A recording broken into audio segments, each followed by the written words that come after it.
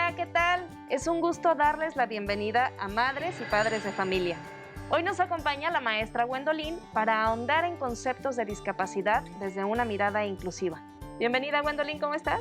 Hola Adriana, es un placer estar aquí con ustedes. Muchas gracias. Al contrario. En el marco de la educación inclusiva, el modelo social de la discapacidad promueve e impulsa la necesidad de eliminar estereotipos, prejuicios y actos de discriminación que generan desigualdad y exclusión social. Hoy hablaremos sobre cómo dirigirnos a las personas con discapacidad y cómo promover mejor el proceso de aprendizaje. Pero antes de iniciar con este tema, ¿qué te parece si vamos con Ajo Listo? Vamos. ¡Hola! La mejor forma de cuidarnos es lavarnos las manos frecuentemente con agua y jabón durante 20 segundos. Así te proteges tú y proteges a todas las personas que te rodean. Si sales de casa, usa cubrebocas y guarda la sana distancia. ¿Listas? ¿Listos? ¡Muy bien! ¡Vamos a ver el siguiente video! Buenas prácticas para seguir adelante. Como todos sabemos, el COVID-19 es un virus que se contagia muy fácilmente entre las personas. Por eso hay que continuar cuidándonos siguiendo las buenas prácticas que ya todos conocemos para evitar contagiarnos. Utiliza cubrebocas. No salgas de casa y si tienes que hacerlo, recuerda que es obligatorio utilizarlo. Mantén la sana distancia. Lávate las manos muy seguido con agua y jabón por lo menos durante 20 segundos. O aplica desinfectante a base de agua y alcohol. Desinfecta las superficies y los objetos que más utilizas. También las cosas que compres en la tienda o el supermercado. Sigamos luchando juntos contra este virus, cuidándonos los unos a los otros. Las concepciones predominantes de la discapacidad históricamente han sido la médica y la psicológica. Prevalecía una noción esencialmente negativa y discriminadora, impulsando la idea del déficit para explicar el bajo rendimiento. De esta manera se contribuyó a individualizar los problemas de la discapacidad y a dejar intactas las estructuras sociales y económicas. ¿No es así, Gwendolyn? Tienes razón, Adriana. Aún las escuelas nos llegan alumnas y alumnos con discapacidad con diagnósticos médicos poco alentadores, diciéndoles que nunca hablarán, que tendrán dificultades para aprender o situaciones similares que desmotivan a las madres y padres de familia, generando en ellos bajas expectativas en relación con el aprendizaje de sus hijas e hijos. Bueno, me imagino el impacto de este tipo de diagnósticos, pero la Convención sobre los Derechos de las Personas con Discapacidad menciona que pueden acceder a una educación de calidad y gratuita en igualdad de condiciones con los demás. Entonces, ¿cuál es la postura de las escuelas con estos estudiantes? ¿De qué manera orientan a las madres y padres de familia para garantizar el derecho a la educación?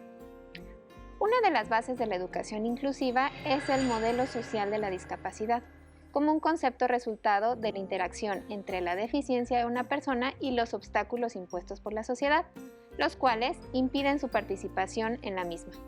Cuanto más obstáculos hay, físicos, actitudinales, discriminatorios y para el aprendizaje y la participación, más discapacitada hacemos a una persona. Así que cuando una alumna o alumno con discapacidad es inscrito en la escuela, valoramos los contextos donde se desarrolla su proyecto de vida. Por ejemplo, si la o el alumno es sordo, no puede escuchar, eso es cierto, pero podemos enfocarnos en que puede comunicarse con otros a través de la lengua de señas. Entonces, promovemos la enseñanza mediante esta lengua, la cual va a resultar accesible. En cambio, desde una mirada médica, la o el alumno debe aprender primero a escuchar a través de sus auxiliares auditivos o implante coclear, aprender a leer los labios, aprender a hablar y hasta que eso pase, podrá acceder a una educación. La mirada se centra en subsanar las limitaciones. Entiendo entonces la importancia de trascender de la mirada de la discapacidad como una tragedia personal inherente a los sujetos para restituirla en las diversas barreras que enfrentan en los contextos económicos, políticos y sociales, los cuales acentúan las deficiencias y las convierten en una discapacidad, ¿no? Una persona con discapacidad motriz, usuaria de una silla de ruedas, no podrá ingresar a un edificio si solo existen escaleras para entrar, ¿no? Esta es una barrera para ella. En cambio, si existiera una rampa, podría acceder sin ninguna dificultad. Ya ejemplificamos 2 ejemplos con distintas discapacidades, pero minimizando las barreras para el aprendizaje y la participación. Cuando no existen barreras o éstas se disminuyen o eliminan, se abre un amplio abanico de posibilidades para la participación de las personas con discapacidad en igualdad de condiciones. Claro. Y para brindar una educación de calidad a niñas, niños y adolescentes con discapacidad, se requiere mirarlos desde un ángulo distinto. Recordar que la escuela educa independientemente de las condiciones físicas, intelectuales, sociales, emocionales o lingüísticas. Las barreras se pueden minimizar a partir de reformular la discapacidad como un tema para sensibilizar a la sociedad y aspirar a interacciones más respetuosas. Incorporar el principio de igualdad y no discriminación se considera una condición de transversalidad, la construcción de un lenguaje incluyente, que visibilice y nombre de manera adecuada. Qué importante lo que mencionas, Gwendolyn. Les cuento que al inicio de los programas de Aprende en Casa de Educación Especial yo me cuestionaba y muchas veces no sabía cómo dirigirme a ellos, ya que pues no sé, solemos pensar que podemos ofender o que podemos hacer un acto de discriminación cuando decimos sordito, el cieguito o la persona que no ve, ¿no?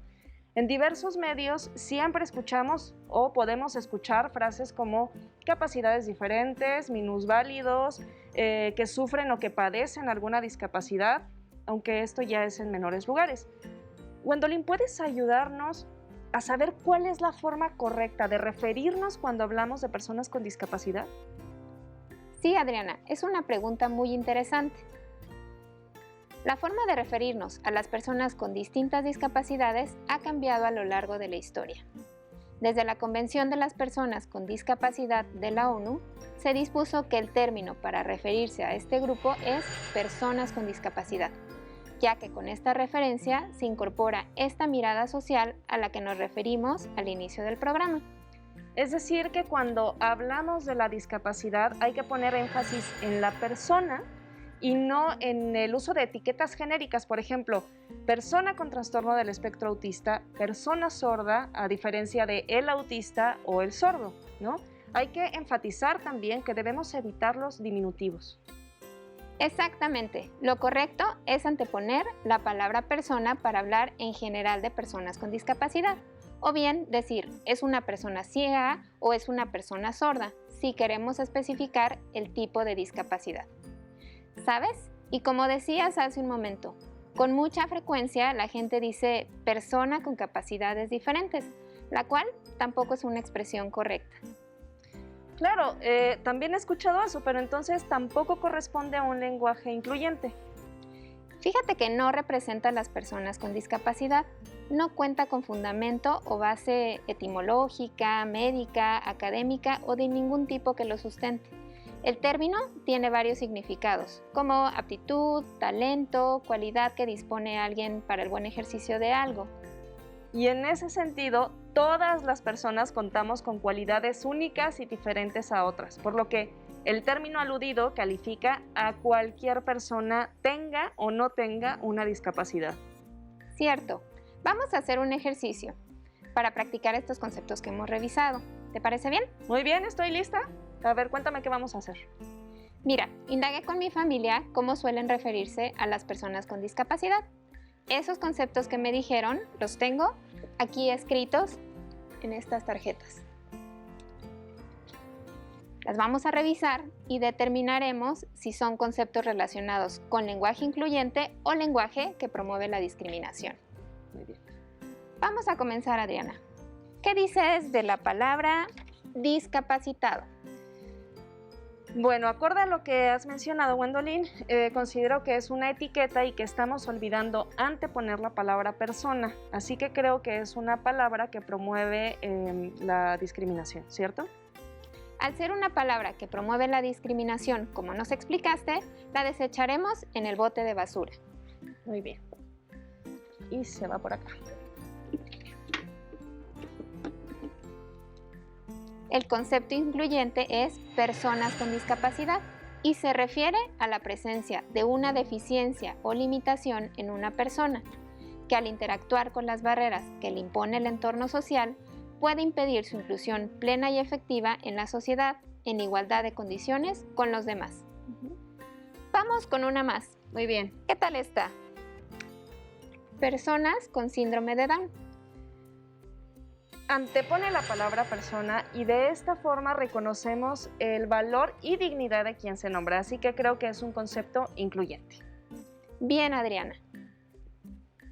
Entonces, esta la vamos a colocar aquí porque es un concepto incluyente. Estás logrando recordar y resumir la información que hasta ahora hemos ido analizando. Esta sí la tendremos presente y la utilizaremos para ser incluyente. Vamos con una tercera. Muy bien. La palabra es sordo-mudo.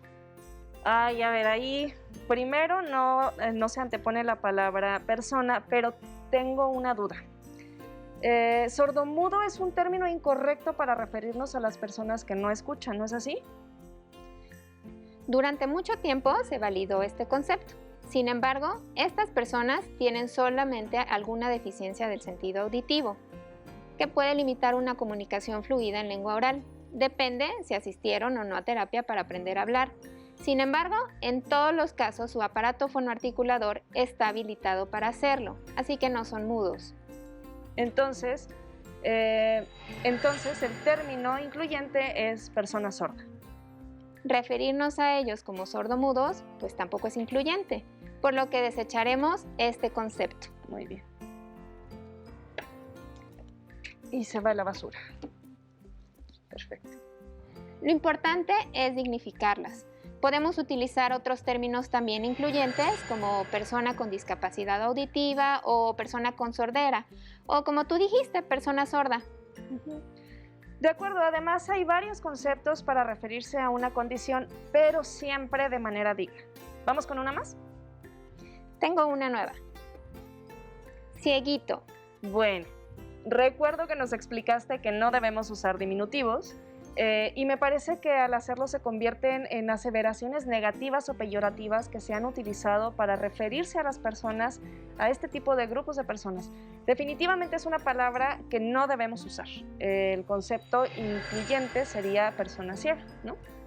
Totalmente cierto, Adriana. Muy bien. Entonces Hay que deshacernos de cualquier término en diminutivo como cieguito, sordito, enfermito. Hay que recordar que son condiciones físicas, pero no enfermedades. Y como lo explicamos antes, desde la mirada del modelo social, nos centraremos en su condición y no en la limitación. Ya vamos terminando con las tarjetas. La siguiente es persona inválida. ¿Qué opinas? Híjole, este está muy tramposo. Considero que aunque incluye la palabra persona, después discrimina al invalidarla o invalidarlo. Es muy interesante porque al llamarles de esta manera, refleja una interacción entre las características de la persona y las características de la sociedad en la que vive. ¿Verdad que sí? Al invalidarlas, no reconocemos que son personas que pueden ejercer sus derechos humanos. Con términos como este, solo generamos desigualdades culturales y sociales. Así que también nos desharemos de este término. Nos va a llenar el bote, Wendolyn. Tienes otro, ¿no? ¿Con cuál cerramos? Este último es personas con discapacidad intelectual. ¿Qué piensas? Pienso primeramente que con la palabra persona es incluyente. Y al mencionar discapacidad intelectual no estamos etiquetando, sino centrándonos en un buen trato hacia las personas. ¿Estoy en lo correcto? Efectivamente, muy buen trabajo. Cuando no nos basamos en cuestiones objetivas y razonables, generamos un trato desigual, en forma de distinción, restricción y o preferencia, que es evidentemente injusto y excluyente. Así que en ese bote quedan esos conceptos que no son incluyentes y que no nos ayudan en la educación de las niñas, niños y adolescentes con discapacidad. Muy bien. Y aquí nos quedamos con estos conceptos que son incluyentes. Para concluir con esta actividad, vamos a ver un video elaborado por la USAER 110 de Coahuila, donde resumen estos conceptos que acabamos de revisar. ¡Que lo disfruten! Partamos de esta base. Todos sabemos y defendemos que las personas con discapacidad deben tener los mismos derechos y oportunidades que cualquiera, pero lo que no sabemos muchas veces es algo tan básico y simple como hablarles. Para crecer como sociedad y saber cómo tratarnos, quiero compartir contigo el siguiente video. Cuando se refieren a nosotras y nosotros, dicen de todo. Minusválido. Deficiente. Persona con capacidades diferentes. Persona con capacidades especiales. Incapacitado. Discapacitada. O a veces incluso peor. Inválido. Paralítica. Retrasado. No vidente. Invidente. Sordomudo. Esquizofrénica. Cieguito. Sin embargo, los términos correctos son persona con discapacidad. Sí, persona o personas con discapacidad. Y claro, cada una con nombre y apellido. Así que recuerda, antecede siempre la palabra persona. Porque somos sobre todo personas. Con y sin discapacidad. La clave siempre será tratarnos por lo que somos, personas. Cambiar la forma en que nos comunicamos nos transforma en una mejor sociedad. Especiales son las pizzas. Capacidades especiales tienen los superhéroes. Enfermos hay en los hospitales. Atrasado viene el transporte. Capacidades diferentes tiene una taza y una olla. Angelitos habrá en el cielo. Cuando quieras referirte a una persona con discapacidad, solamente di eso, persona con discapacidad. ¡Qué interesante información! Recordé muchos conceptos que habíamos retomado anteriormente en los programas, pero también clarifiqué algunas dudas. Qué bueno que te sirvió, Adriana. Es importante que todas y todos tengamos claridad en cómo dirigirnos a las personas con discapacidad, dando un giro de 180 grados, dejando atrás políticas y tratos con un carácter asistencial para constituirse en sujetos de derecho. Ahora que lo mencionas, me hace reflexionar en que muchos de los problemas que enfrentan las personas con discapacidad a la hora del ejercicio de sus derechos son consecuencia del modo en que se encuentra diseñada y construida la sociedad. Así es, partimos entonces del principio de que las causas que originan la discapacidad son mayoritariamente sociales y por lo tanto las soluciones deben dirigirse hacia la sociedad y no hacia la persona, como sucede con frecuencia. Y entonces, ¿qué medidas podemos adoptar para asegurar el acceso de las personas con discapacidad en igualdad de condiciones de las demás? Desde el modelo social podemos retomar el concepto de accesibilidad universal, la cual se refiere a la búsqueda de respuestas dirigidas a asegurar que la construcción del entorno y de la propia sociedad se base en las necesidades de todas las personas. A partir de lo que comentas, la sociedad no está diseñada y construida para la condición de muchas personas. La accesibilidad universal deja de ser un asunto de minoría para pasar a ser un asunto que concierne a todas y a todos y una condición para mejorar la calidad de vida. Seguro. En este momento podemos referirnos a casos que nos corresponden a la educación. ¿Se te ocurre algún ejemplo? Se me viene a la mente los alumnos sordos. Bueno, aquí me gustaría hacer un paréntesis y preguntarte, ¿es correcto decir alumnos sordos? Es correcto, Adriana. Podemos sustituir la palabra personas por alumnos. Muy bien, entonces, retomando. Se me vienen a la mente los alumnos sordos al ver los programas de Aprende en Casa, por eso siempre hay un recuadro en la pantalla, ¿no es así? Los programas de televisión deben ser accesibles para todas y todos. Es por ello que, considerando la condición de las personas sordas, se ha incluido un recuadro con intérprete de lengua de señas, para que al igual que los alumnos oyentes, el mensaje sea accesible y puedan comprender todo el programa. Claro. Y pienso también en cuando los alumnos con discapacidad auditiva están en la escuela y suena el timbre para ir al recreo o alguna alarma anunciando un sismo. ¿Qué alternativas de accesibilidad universal se pueden proponer? Es otro buen ejemplo. En algunas escuelas donde están incluidos alumnos sordos, han colocado alarmas no solo sonoras, sino también luminosas, como focos que frente a las alumnas y alumnos prenden-apagan, indicando que existe una emergencia y colocan un foco de distinto color para avisar que ya es hora del descanso. Pero este tipo de alarmas pueden también colocarse en casa. Ahora que la educación no es presencial y las niñas, niños y adolescentes pasan más tiempo ahí, para que se enteren de que está sonando el timbre o que alguien quiere entrar a su cuarto. Algunas personas sordas utilizan también la vibración del teléfono como un despertador. Hay muchas alternativas que nos pueden ayudar a promover la accesibilidad universal. Así es, las acciones que se proponen pretenden generar procesos de ruptura en las creencias, en los prejuicios, los obstáculos, así como un impacto sustantivo en actitudes y valores.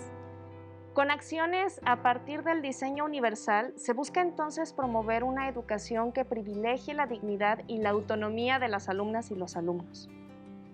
Probablemente muchas madres y padres buscan que sus hijas e hijos sean independientes. Es por ello la importancia de todos estos cambios. Coincido contigo. Por ejemplo, en el caso de un alumno ciego, ¿qué podemos proponer? Es importante promover que la o el alumno se desplacen de manera independiente. Enseñarles conceptos como lateralidad y ubicación espacial, pero podemos ayudarles con pistas táctiles que promuevan el desplazamiento autónomo, como cartón corrugado pegado en las paredes de su casa o de la escuela, o relieves y contrastes en el pavimento que indiquen el camino y posibles riesgos. Claro, ahora entiendo por qué en el metro existen estos carriles con relieve y algunos otros de color amarillo. Están anticipando señales a otras personas, promoviendo su autonomía. Bueno, ¿y qué pasa con alumnas y alumnos con alguna discapacidad intelectual a quienes los médicos les han dicho que no podrán leer o escribir? ¿Qué hacen en la escuela? ¿Lo logran? Dependerá de muchos factores, pero en la escuela nos toca ofrecer a las alumnas y alumnos ambientes alfabetizadores. Probablemente el alumno no podrá leer por sí solo una novela romántica, pero podrá reconocer cuál es el letrero del camión que debe tomar para trasladarse de la escuela a su casa sin compañía de un adulto. Será capaz entonces de realizar actos de lectura. Qué interesante es dejar en el pasado la idea de que las personas con discapacidad son una minoría social a las que hay que ofrecer servicios asistenciales. Definitivamente, es una oportunidad de transitar hacia una cultura que valora la diferencia y la promueve como base del enriquecimiento personal y social. Es todo por hoy. Esperamos que este programa haya sido de gran utilidad y, al igual que a nosotras, nos haya clarificado muchos conceptos. Muchas gracias por acompañarnos. Les recuerdo que está habilitado el correo que aparece en pantalla, dudas.educacionespecial@nube.cep.gov.mx. Cuéntanos qué otras ideas o estrategias han implementado. Muchísimas gracias, Gwendolyn, por acompañarnos hoy. Es un gusto tenerte aquí. Al contrario, es un placer compartir con ustedes. Por hoy hemos terminado con Hablemos de Discapacidad de Educación Especial. Esperamos que lo hayan disfrutado tanto como nosotras. ¡Hasta pronto! Nos vamos, pero antes hay que movernos un poquito. Vamos con la siguiente pausa activa. ¡Ay, muévete! Recuerda, entre clase y clase, activa tu cuerpo. Elevación de cadera para trabajar el glúteo. Nos vamos a acostar flexionando las rodillas, las plantas de los pies totalmente en el suelo, y lo que vamos a hacer es elevar la cadera. Elevamos la cadera, ahí, muy bien, otra vez, pies juntos, elevando la cadera, elevamos cadera y bajamos, respiramos y bajamos, mantenemos nuestros pies juntos, elevamos cadera, una vez más, otro más, bajamos, subimos, bajamos, respirando, respiramos, bajamos, pies juntos, elevación de cadera, bajamos, una vez más, alto. Ahora, el siguiente ejercicio vamos a trabajar lumbares. Lo que vamos a hacer, nos vamos a acostar boca abajo, vamos a poner nuestras manos en la forma lateral y lo único que vamos a hacer es levantar la extensión de brazo y lo sostenemos. 10 segundos, respiramos, relajado, mantenemos extendidos los brazos, ahí sostenido. 10 segundos, respira, tus brazos extendidos, relajado, sigue respirando. Bajamos, descansamos, seguimos respirando, nos acostamos totalmente para relajarnos. Bien. Respira, nos preparamos nuevamente para hacer el ejercicio. Extendemos brazos y trabajamos. Ok, vamos a trabajar hombro. Vamos a agarrar ya sea un palo de escoba o una toalla, de tal manera que podamos hacer esta posición.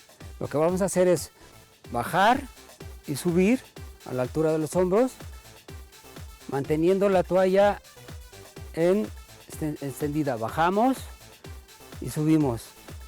Sujetamos nuestra toalla y bajar en una extensión. Vamos a subir los brazos a la altura de los hombros, bajamos y subimos con tensión. Que se vea la tensión de la toalla, no se debe de doblar. Venga, la posición, mantén la posición. Una vez más, bajamos a la altura de los hombros nada más. Bajamos y extendemos. Bajamos más, bajamos un poquito más. Y después de cada pausa, activa tu mente.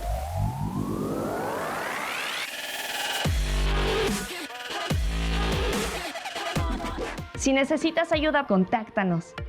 Página web cep.gov.mx, correo electrónico buzon.escolar@nube.cep.gov.mx, en Facebook @cepmx, en Twitter @cep_mx, en YouTube canal CEP, en Instagram @cepmx.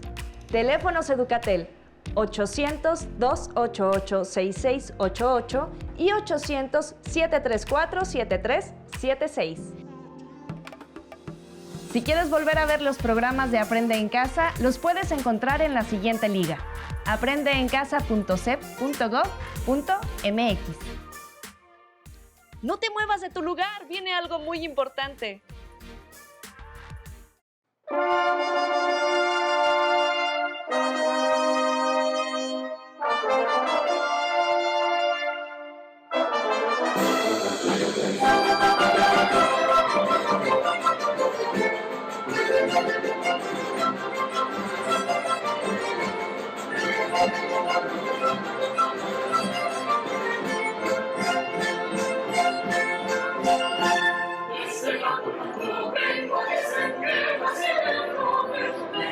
Soy la porque